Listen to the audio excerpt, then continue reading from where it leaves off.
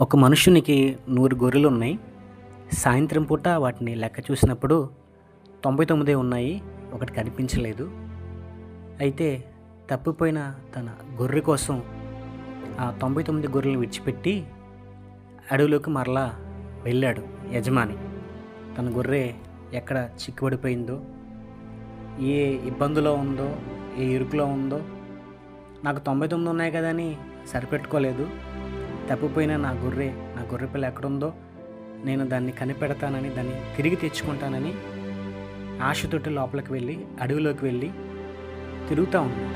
ప్రయాసపడుతూ, ఎండనక వాననక తిరుగుతూ చాలా ప్రయాసపడి వాటి కోసం చూస్తూ ఉంటే ఈ అనేక ఇబ్బందులు పడి చూస్తూ ఉన్నాడు. ఏదైనా ఇబ్బందిలో ఉందా, ఏదైనా తినేసిందా, ఎక్కడుందని చూస్తూ ఉన్నప్పుడు సాయంకాలం పూట తన గొర్రెపిల్ల ఆయనకి కనిపించింది.